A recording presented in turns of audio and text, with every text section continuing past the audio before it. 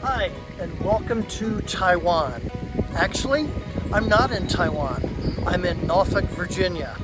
And the pagoda behind me was given as a gift from the country of Taiwan to the city of Norfolk back in 1983. Learn about your opportunities to go somewhere throughout the world and to serve others by your travel. Let's all go where God is. Hello, I'm Brad Bloom, publisher of MAP, a travel lifestyle magazine, and I'm pleased to have joining us today Sydney Tooley, who is the writer and director of the PureFlix exclusive release, Sun Moon. Sydney, welcome. Hi, it's good to be here. As a leap of faith of putting this whole thing together, let's talk about that's a big theme in the movie is a leap of faith. Share a little bit about that. Yeah, so I guess with any film that you make or you try to make as your first film, it's always how are we going to get this done? I think for me, I tried to quit filmmaking like 3 times to go be a missionary. And so when I moved to Taiwan, my parents got a call. They were like, "Do you want to go to Taiwan and teach?" And I was like, "Yes, I don't want to do film anymore."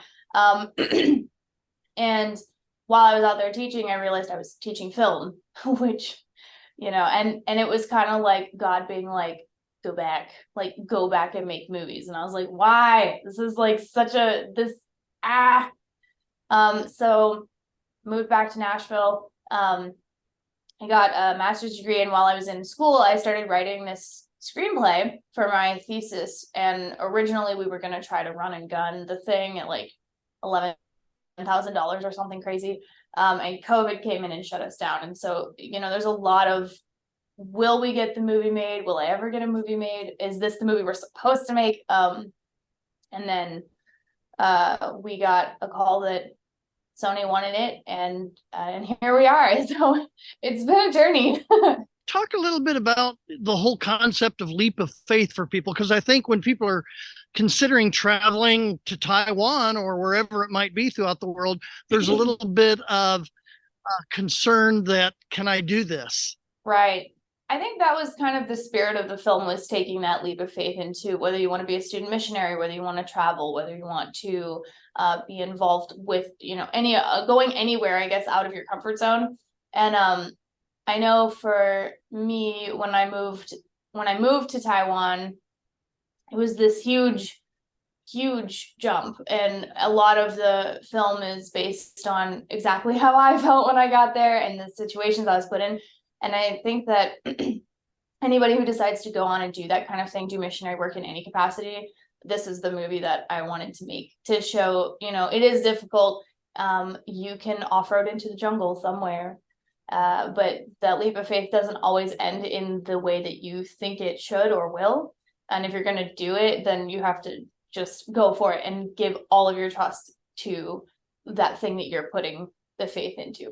Let's talk about culture shock for a minute. The first part of the movie really just shows all of this shock going on. Like, I don't know where I am. I don't know what I'm doing. Talk about that and how that worked out in your life. Taiwan is unlike any place I've ever been. I've traveled a lot. I traveled a lot previously. I had actually come out of Israel right before moving to Taiwan, so I had been in the desert and then went to straight jungle, which was, climate wise is a shock. But then Mandarin as a language is just like, it's beautiful when you start hearing it, but when you don't know how any of it works or how it sounds, it's such a foreign thing to hear. Their food is different, their culture, the way that they move and work, Eastern thought versus Western thought is very different. Like, you can offend people and be like, I'm sorry, I didn't even know that, or they offend you, but it's not because they're trying to be offensive. And it was really interesting working in that environment too, where you've got how do I get these crews to work with the American crews, but the thing that I found helpful was that kids are kids. And that was really cool, because when you're teaching, kids just want to be loved and they want to be seen and they want to be cared about. And they all have the same kind of innocent way of going about things. And regardless of culture, like kids are always going to be kids. And I thought that was really special, being able to work with them across different continents. In the school scene, the thing that really starts to become the icebreaker is all of the students start talking about the American made movies that they've seen. And I'd like for you to share just a little bit to our with our readers about how the influence of America throughout the world has both almost a double-edged sword, if you will. On one hand, it has some negative influences, but on the other hand, particularly as someone doing Christian ministry, there's a lot of opportunity to take that and then go and really start to connect with people. It's really interesting because you don't realize how much influence, and it depends on your region too, where you're at. And Taiwan is a pretty built up country. I would say it's not necessarily first world, but it's close. And so when I started talking to the kids about what movies they had seen, it was like a connection point. Like they know what's going on media wise. They're keeping up with what's happening here. They all have Instagram and like they do social media. And for Taiwan specifically, that was really helpful because now I have a connection point where I can say, oh, you saw this movie or this movie. And then that was what led me to actually teach using American films as a way to learn English faster. And we actually would have them read the books and then watch the corresponding movies, and their English levels just skyrocketed. And so it's really, I think that social media has been this good and bad thing. I mean, even for us as Americans, or anyone who's dealing with social media, it can be really good and really helpful. But on the other side, it can be very, very depressing and bombarding. And I think that they have that same reaction to things. I liked in the movie where when the students really wanted to start to engage you, they took you to a market, and we know that food, you went to the Sun Moon Lake, and so the architecture, the landscape, the locations, all of these things start to become devices, if you will, tools by which God can use relationship building, conversation development. Talk about how you found God using all of the different elements of your travel experience to really start to connect with people. Prior to Taiwan, I think I had gone to 8 or 9 different countries, and 2 of those trips specifically were to work with orphanages across different places. And so for me, that was really helpful because I'd already started integrating into different cultures. This one was the most intense integration. But it's cool because what helps is if you have a genuine interest in their culture, they want to show you what they're doing and how they live. And when you take a genuine interest in it, and I think it's so cool that we have these different cultures that we can, I mean, they're fascinating. Like as you said, their architecture, their religions, their temples, and what about their temples? And then you can start talking to them about, well, what do you believe, and versus what I believe, and do your ancestors do this, and is this kind of like, where do you go when you die, and what is your God like? Is it a God of grace, or is it a God that you're scared of? And so you can start talking about their beliefs, because they're a very heavily religious culture. I think they're primarily Buddhist and Taoist there. And so you can start talking to them about that and kind of getting their perspective, and how can we share our own God in a way that's not like, well, you should just believe this because it's the right thing.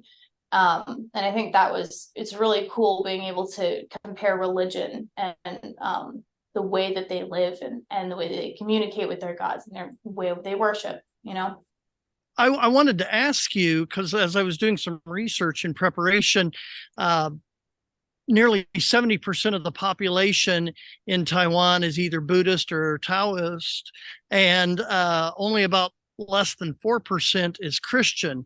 And for our readers, I want you to share, if you would please, how a Christian should have the mentality of the opportunity. I think a lot of times Christians may be fearful, concerned, thinking, well, I'm better to do what I do somewhere else where there's going to be greater receptivity.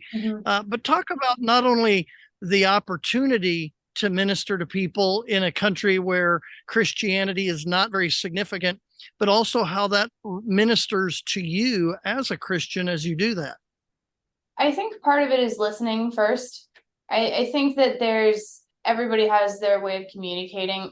Personally, I like to hear, listen, and then ask them questions and really let them know, like, I'm hearing you, I understand, I'm really genuinely interested in your religion before I come out with like, well, here's what I believe, and I know a lot of people who are like, well, you shouldn't believe this, you should believe this, and this is how, and it's in a way like I understand, but it feels disrespectful to disrespect their belief, their culture, and without knowing how they feel about it or how they are, and building that trust with those people to then be able to share your own journey and your own beliefs and having that conversation back and forth.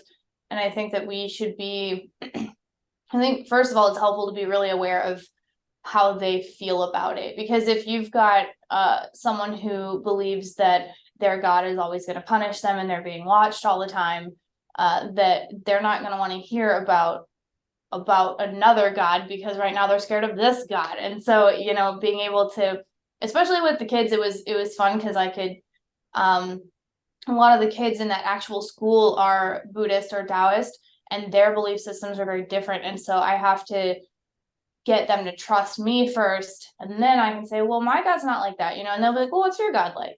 And then I can talk to them. But I think that going in with an open mind about everyone else's belief systems first, allowing them to share with you, and then being like, well, can I tell you about this? Now they're going to be more accepting of it. Toward the beginning of the movie, Lindsay is on her laptop and she's exploring her vacay opportunities, places where she wants to vacation. I know that you mentioned you had been in Israel as well as Taiwan. What are some other countries that you've either been to or would be interested in going to? And just talk to people in general briefly as we're wrapping up about how vacationing isn't just going to have fun, but it's also about connecting with people and ministering. Yeah, I love to travel. I have traveled to probably over 25 countries at this point, a lot of them in the Middle East. We did a trip to Tunisia where we went and integrated with the population there. We worked with some orphanages there. We painted a wall. We did a ministry with Beyond Walls where we sketched out this beautiful mural on a wall. And, as we started working, it's primarily Muslim. At the time, ISIS was a big deal there. And so it was a little scary being in that area, but we were able to see how the population were like unsure of us. And then as we were going, they were like, oh, we see it coming together, and like they would help us. I don't want to go on vacation. I want to go with the people who are here, who know the area. I don't really care about the touristy part of things. And the same when we were in Israel and in Jordan, we were out there digging, and we were working with people, and we were really integrating into the culture. And so now every chance I get to go to a new place, whether that be in Asia or anywhere or somewhere in America or somewhere, I'm looking for those places that are off grid, that are where the locals can show me what is really cool in their culture and really get to know them as a people. And I think we go on vacation with this like very entitled way of doing things. We're like, well, this is all about me. And I find I'm way more rested and more fulfilled when I go in with a mission and a way to connect with the actual people, especially when you get to work with kids. It's so fun. All the little orphanages, and they just bring you so much joy and hope to watch them still be happy in the face of all their adversity. And it really puts your life into perspective. Well, I've been speaking today with Sydney Tooley, the writer and director for the new PureFlix exclusive Sun Moon. Sydney, it's been a pleasure speaking with you. Thanks so much. Thank you.